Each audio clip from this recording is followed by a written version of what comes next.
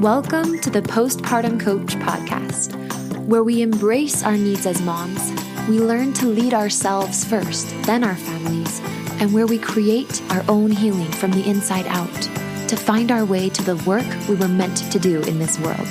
I'm your host, a fellow mom of 3 and a certified life coach, Lizzie Langston.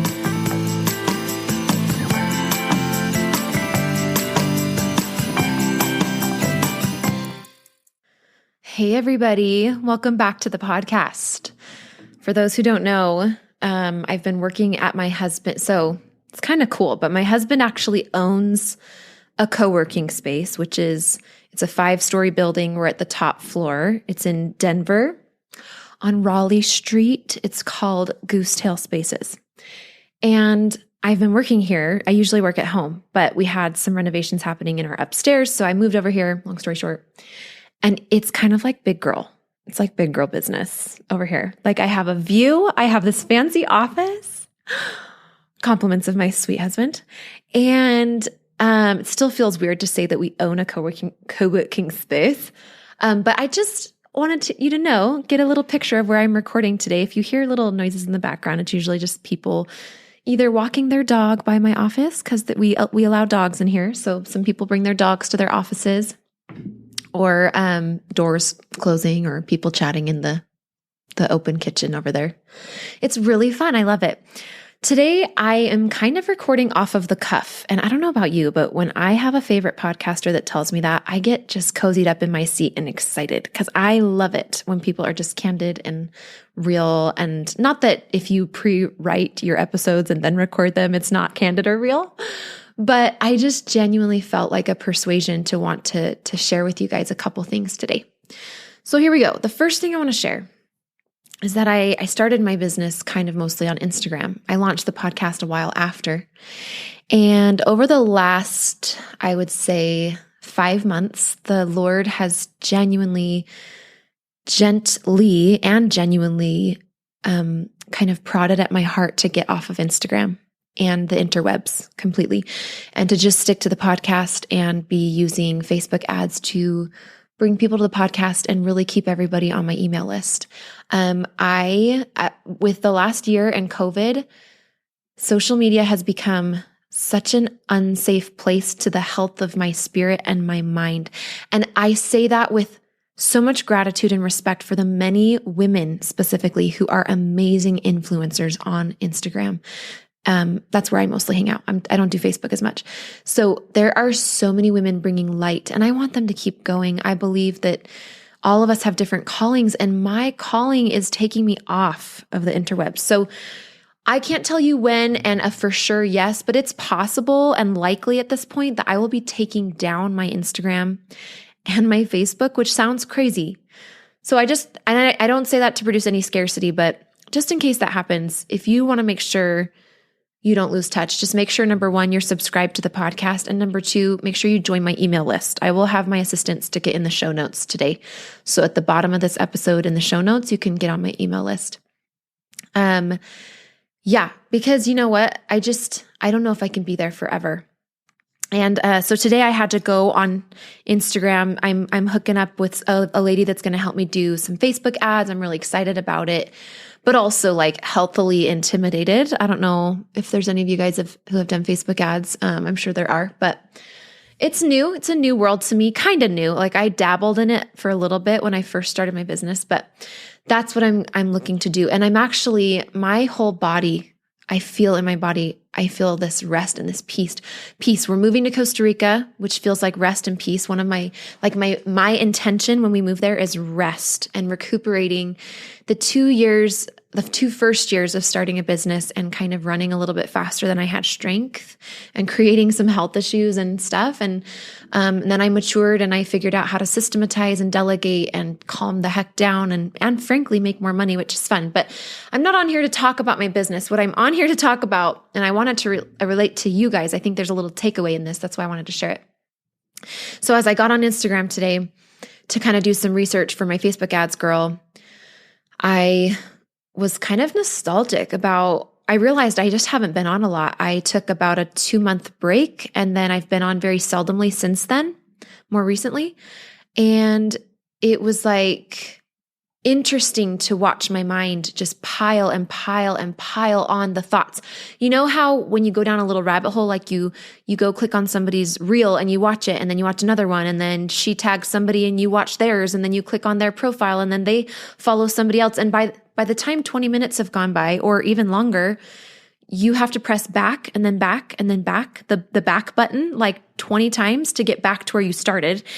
And all of a sudden you snap out of it and you're like, oh my gosh, how long have I been on here? I don't know if that happens to anybody else. I'm not bagging social media. I take full responsibility. Although I will say that Facebook and the people that run a lot of social media, YouTube and the algorithm creators, have definitely hijacked the way our brain works to make social media more enticing. But this episode is not about hating social media, okay?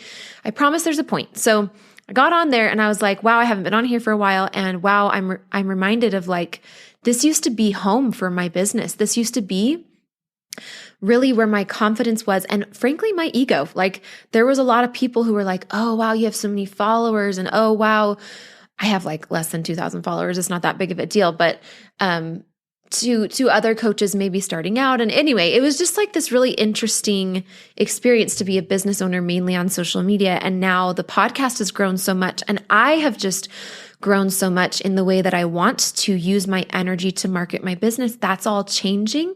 And I'm saying goodbye. I'm saying goodbye to social media posts and a lot of stories and stuff.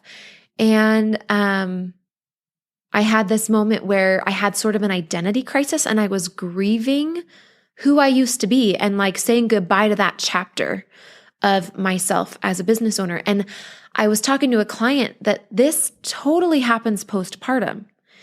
We get to be postpartum and we have an identity crisis of sorts. We relate so much with the girl who had more energy and more freedom, whose house was cleaner and whose sex life was better, and who had more time for online shopping or had more time for friends. And we kind of start to miss all of that. And if we're not careful, if we're not aware of the fact that we're having an identity crisis and that our ego gets really tied to things we used to do and labels we used to put on ourselves or ways we used to describe ourselves, it can be really easy to fall into some depressiveness and to kind of lose faith about what the future can hold. So one thing that I don't know is I don't know what my future is going to be like. But what I can know is that as I trust in the promptings and the guidance that's happening now, I can trust that my future will be better than I can even imagine in this moment.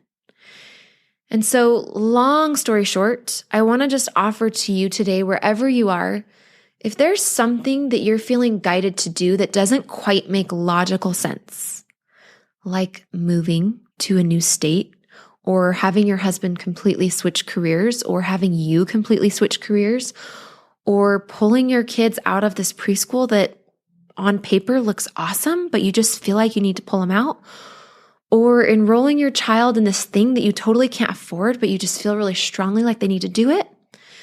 Whatever the thing is that doesn't quite make logical sense, that you might be kind of grappling with or grieving what you'd have to say goodbye to do that thing, I just want you to know that God is in the details.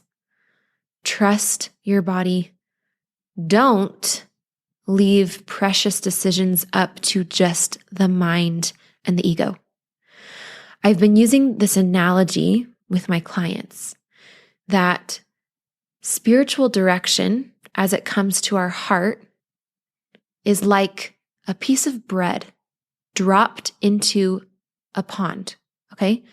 Your body, you being the vessel in which revelation from on high is received, you are the pond. And a spiritual impression or spiritual guidance is a piece of bread. And what can happen is that bread can fall into the pond, and instead of being dissolved and really made to be one with the pond, so instead of really digesting these spiritual revelations, what usually or sometimes can happen is that spiritual prompting will come.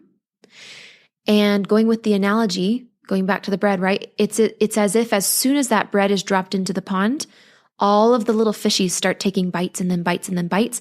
And pretty soon it goes from a piece the size of a quarter, a piece of bread the size of a quarter to a dime, to a pinpoint, and then it's gone. That's what can happen to the spiritual promptings we receive when we allow our brain to pick them apart and decide if they're true, or was it just a thought, or is it good enough, or does it make sense, or what would my friends think? And the art of living a spiritually guided life is in shielding the spiritual revelation and promptings that come. It's a choice to always trust what comes from on high, even when it's not comfortable and it doesn't make sense. And so one thing I want you to do today is go back through your life. Maybe you can journal this, or you can just, it's a thought exercise too. Go back through your life and just think about the times when you followed through on a guidance that maybe didn't make complete sense. Maybe you couldn't see the full reason or purpose behind it, or the outcome that was going to come, but you followed it anyway. Hopefully there's at least one of those times. If not, you can use an example of your mother or somebody in your life, maybe that, or, a spiritual guide, or even me. Heck, why not? But go back to a time when you did follow a prompting, even when you weren't quite sure, what sense it made. And now, whether it's years later or months later or weeks later, you can see the wisdom in it. Can you see the wisdom from past times when you followed promptings? And that can help you say yes now. The next thing I want you to know is that it really is a skill. It is a skill to separate your brain, the carnal, natural man, right? Your thoughts from your heart and your spiritual things. Now, spiritual revelation, we're told I'm a member of the Church of Jesus Christ of Latter-day Saints. We have a particular volume of scripture called the Doctrine and Covenants. And regardless of what your beliefs are, I believe that revelation comes to our heart, and it can also come to our mind in the form of thoughts. So it's not like thoughts are the enemy. But when spiritual bread, right, going with the analogy, has been dropped into our pond, our little atmosphere in our body, it does take awareness to discern between spiritual guidance and our own thinking that's full of logic and doubt and fear and skepticism. Have you ever had that? I'll give you an example. I remember, so when we first started to move to Costa Rica, there was this one city that felt really good to move to.